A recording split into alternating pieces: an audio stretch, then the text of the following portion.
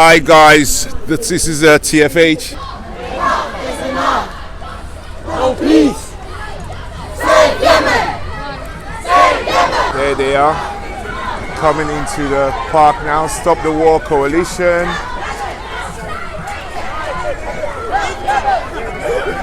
So the protests have begun. We've got a combination here of the Free Yemen and All Black Lives, guys. Black Lives, All Black Lives UK making their entrance as we speak. We've been waiting for them to arrive. Now the speeches can begin. Speeches will be coming shortly, guys, so stay tuned for the speeches. I do believe I'll be making one myself, so watch the space. We build. The time has come for us to take back our power and build ourselves a house so grand it will stand as a feat of architectural genius for our grandchildren to admire.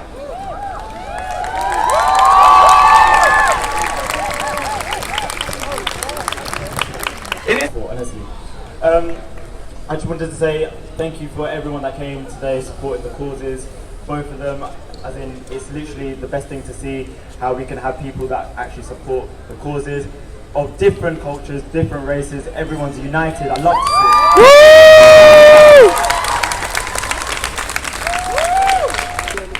it. Hello everyone, my name is Leanne, I am Yemeni and I'm from London. And I just want to say I'm so glad to see all you people here. It's amazing. When the war started in Yemen, I was only 11 and I was living in Sana'a, the capital city of Yemen. I just want to start off by reading something I wrote at the age of 11 when I lived there. One night I was sleeping, then the first bomb hit. It made me jump from one side to the other. I remember my dad carrying me down the basement, looking for a safe place in my home. The next day we wake up and we found out my auntie got a phone call that one of my school teachers and 8 of her siblings were killed because of a Saudi airstrike. I kept wondering, if she died, then it could happen to me. I realized that it could have been me. I realized how close to death we were. Before I used to care when I saw other people in the war, but I never thought I would be put in that situation, so close to death.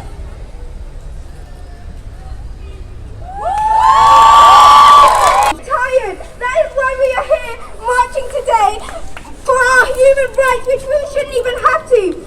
Basic human rights. I am 12 years old and I am able to see the problem. It's okay, sis. It's okay, girl. It's okay. It's okay, girl. Sis, we all got You're doing great. You're doing great. I have been... Come on. I have been told that I am too dark, that I can't wear my natural hair because it's unprofessional, that I can't show my culture because it's seen as unprofessional. This is not fair.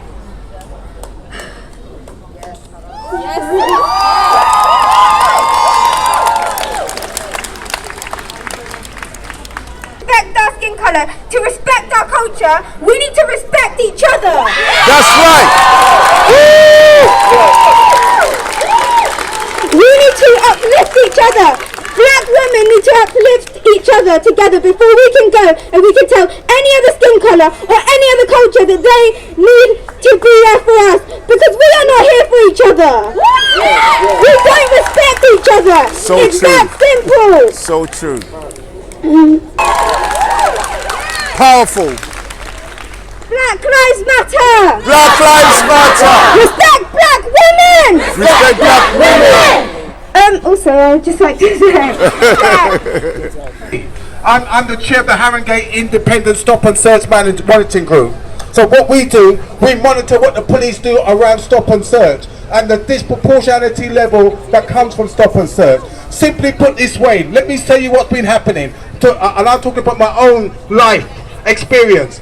They have been kneeling on my neck. They have kneeled on my son's neck. and they've kneeled on my grandson's neck. Now I'm saying to you, the only difference between George Floyd and what's happening over here, George Floyd was filmed. Ours isn't being filmed, but we're still suffering. We're still suffering nonetheless. They got it very wrong. The first thing they did when they stopped the car, they said, oh, we smoke cannabis.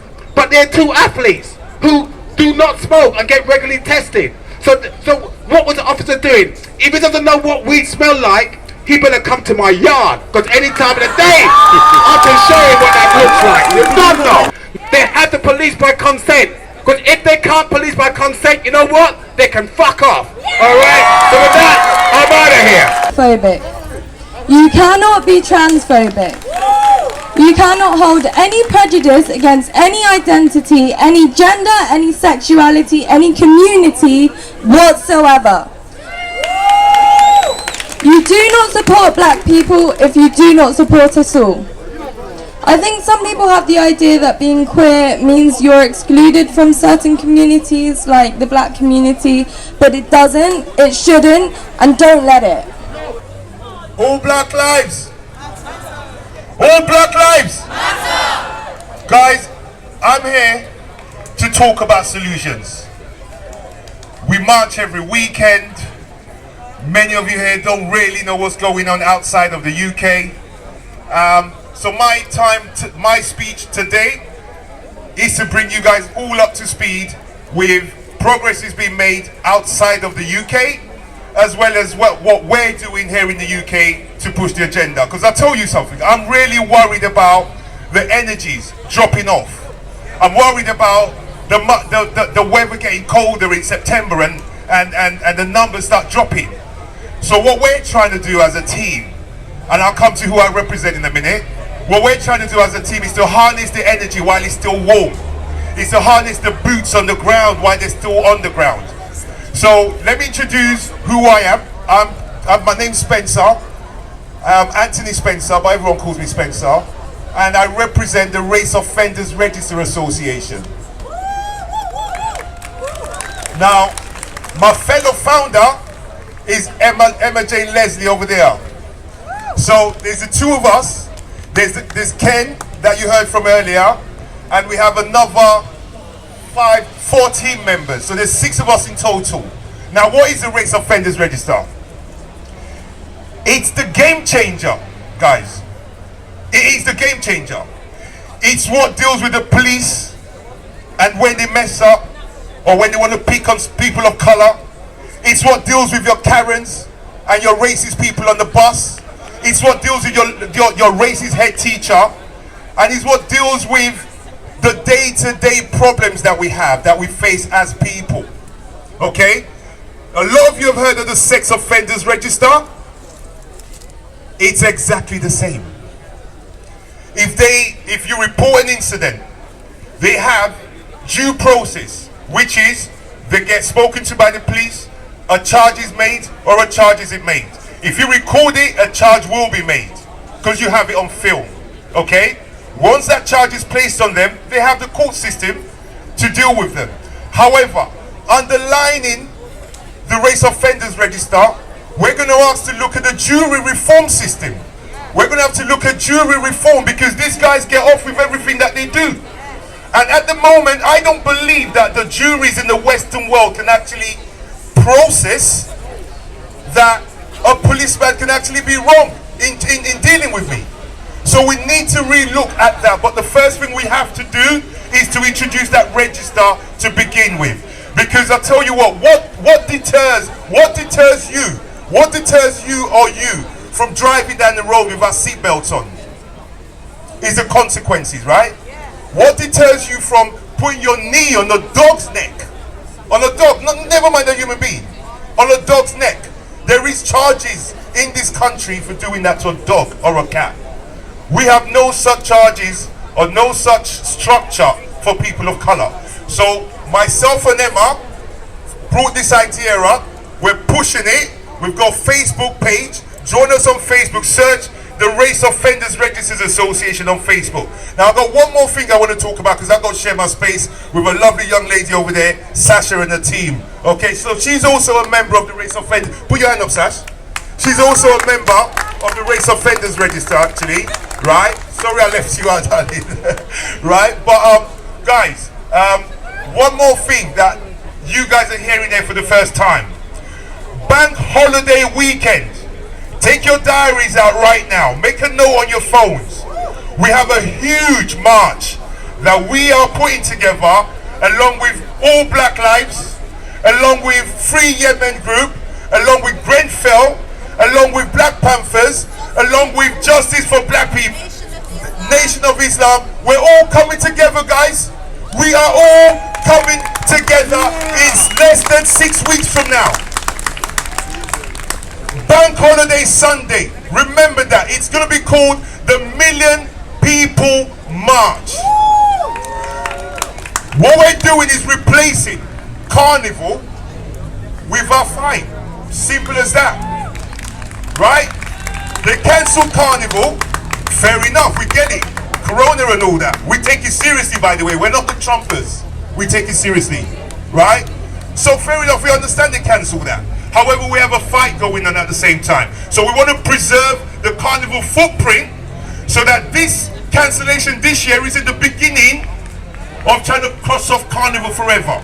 So we're marching to remind them, yeah, we're still on Carnival. However, this year alone and this year, we're going to turn the Carnival vibe, the Carnival spirit, the Carnival unity, the Carnival love into a march for all of us. Black Lives Matter! Black Lives Matter!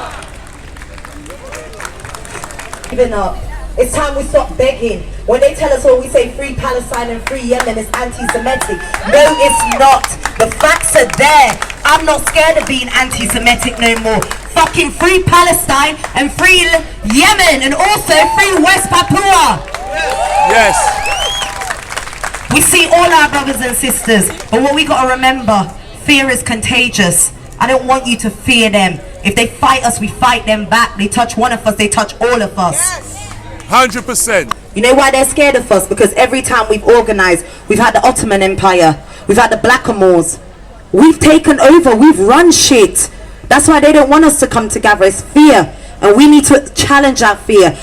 They can't tell us slavery is finished when the prison system is privatized. There's someone owning them prisons. That means there's slave masters around us still. And I'm not going to wait for the next generation. It's going to happen in this generation. Because this is a wrong generation to fuck with. Yes! Love that. Love that. The wrong generation to fuck with. We should be marching and blocking off their brains. AMs, alright, so meet my audience, and I'll tell them who you are, please. I'm the co-founder of the Race Offenders Register. Yes, you are. And what made you come up with the idea like I did? Obviously, through the whole movement recently in regards to George Floyd, the Black Lives Matter, for me, I saw a lot of people being outed on social media for their racism and remarks and whatnot. So the for Karens, me, right? The Karens, yeah. Oh my God, the Karens. Yeah, the Karens. So for me, it was about finding a solution that could actually make people be held accountable for their actions. That's right. And the idea that I came up was to start a petition that would counter that. I put that together, and then obviously Spencer reached out and said he had the same idea, so we come together as a collective to push the agenda forward and eventually take it to the Houses of Parliament. Let's show them that we're right there. That's where they're going to debate. That's where they're going to debate our law. That's where they're going to debate it, and that's where we're going to hope that a solution such as the Race Offenders Register is put in place. For me, it's also about changing behaviour. Yeah. It's about making sure that people know that once this is in place, they are going to be watched in a different light. That's right. And you know what I loved about when I spoke to you, it looked like you had the front end and I had the middle and the back. Yes. That's how it came, isn't it? For you, like the way I see our working relationship is that obviously we've both got the same idea, where mine is more about the system, institution and the system. Yours is about actually let's focus on the due process and putting that together. And the public as well, your everyday racism outside. And then working in that together collectively, we're able to channel this agenda to pull it into a situation where people are going to be our voices are going to be heard. Yeah. And for me, I don't feel like anybody can argue against it. If you can have a system in place for sexual offenders, why can't you have that in place for racism?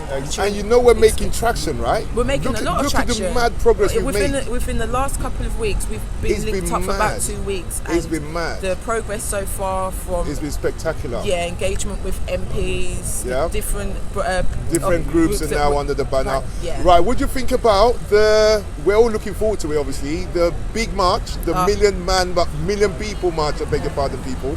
The million people march, that's on the 30th of August. Yeah, I'm excited about that. My engagement head, I've worked corporately in NHS and so forth, and communications engagement. So for me, this is actually a great opportunity to actually get out, do the footwork and get people made aware. And we're just really at the beginning of it.